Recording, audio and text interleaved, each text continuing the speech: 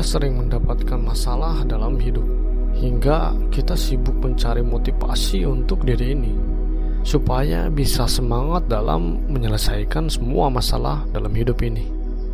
Bahkan kita rela membayar dengan harga hanya untuk mendapatkan energi positif untuk diri ini supaya tetap teguh dan semangat dalam menjalankan hidup. Padahal alam sendiri sudah bisa menjadi motivator alami bagi kita. Tinggal kita yang paham atau tidak dan bisa mencerna atau tidak. Dan salah satu dari motivator alam ini adalah pohon. Ya, pohon. Kita hidup di dunia ini tidaklah sendiri. Ada alam yang berdampingan dengan kita. Dan dalam alam ada pepohonan yang menopang kehidupan ini. Bayangkan saja, banyak hal dalam kehidupan ini yang menggunakan pohon sebagai bahan pokok, penopang, penunjang, hingga kebutuhan. Tanpa adanya pohon, rumah tak akan ada. Tanpa adanya pohon, udara bersih tak akan juga ada. Mari kita belajar kehidupan dari pohon. Pertama, dari keberadaan dan eksistensi pohon itu sendiri. Adanya pohon saja sudah pasti ada kebaikan di sana. Pohon bisa membantu membuat udara makin bersih, tanah jadi subur. Dan manfaat lebih besarnya adalah di wilayah tertentu pohon bisa menjadi penolong dari bencana alam. Jadi dimanapun ada pohon pasti ada kebaikan di sana. Jadi tidak ada yang sia-sia dari adanya sebuah pohon. Sama halnya dengan kita sebagai manusia, kita harus bermanfaat dimanapun dan kapanpun. Jangan sampai adanya kita menjadi perusak keadaan. Kita harus memberikan paling tidak satu kebaikan. Apalagi kita sebagai manusia yang punya akal. Kita harusnya bisa memberikan banyak hal positif bagi semuanya. Bagi alam, bagi hewan, dan terutama bagi manusia. Ini berlaku dimanapun kita menginjakkan kaki. Sekalipun ada keburukan di sana, kita harus bisa menyerapnya dan membersihkannya, layaknya pohon yang membersihkan udara, sehingga lingkungan yang toksik, kotor, dan tidak produktif bisa kamu ubah dan kendalikan. Lalu tentang pondasi yang kuat. Ketika kita melihat pohon yang menjulang tinggi, pohon besar dan kokoh, pohon yang keras dan kuat, di balik itu ada penopang atau pondasi yang kuat, yaitu akar. Layaknya kita manusia yang memiliki kaki. Sebelum pohon tumbuh dan memperlihatkan kekokohannya, mereka menumbuhkan akar dulu. Tidak hanya menumbuhkan, tapi memperkuat akar dulu.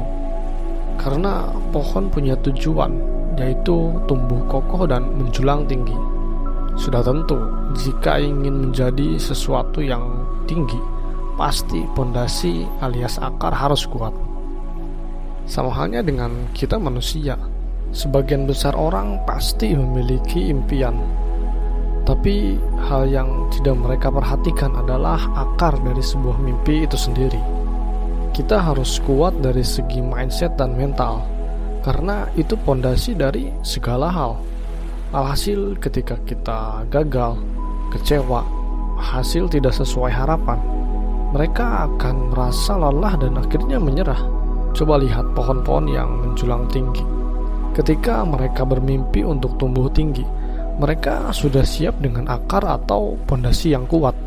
Alhasil ketika hujan, petir, hingga angin sekalipun tidak bisa menghentikan tekad sebuah pohon. Pohon bisa disebut makhluk yang mandiri, karena mereka bisa hidup tanpa adanya pohon lain sekalipun. Mereka bisa tumbuh sendiri dan berbuah sendiri.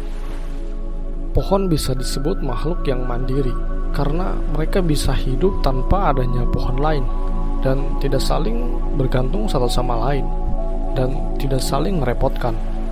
Mereka bisa tumbuh sendiri dan berbuah sendiri. Dan tanpa kita meminta pun, pohon membantu kehidupan kita. Kita sebagai manusia pun harus bisa hidup mandiri, kerja keras sendiri, dan tidak terlalu berharap pada bantuan orang lain. Karena hanya diri kita sendiri yang bisa merubah ini dan menghasilkan buah yang bisa bermanfaat bagi orang lain, baik itu ilmu atau rezeki yang kita bagikan. Bahkan ada waktu di mana pohon rela menggugurkan daun-daunnya demi tumbuhnya daun lain yang lebih hijau. Itu sama halnya seperti kita yang rela berjuang, bekerja keras dan berkorban demi generasi kita selanjutnya, yaitu anak cucu kita. Karena merekalah yang akan meneruskan perjuangan yang telah kita buat.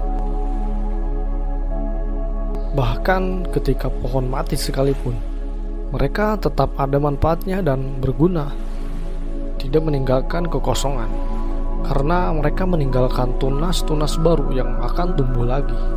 Pohonnya pun sangat berguna untuk kita sebagai manusia. Pesan dari saya adalah, kata-kata buah jatuh tak jauh dari pohonnya itu memang benar. Apa yang kita lakukan, pelajari, dan perjuangkan itu akan mempengaruhi kualitas generasi anak cucu kita nanti.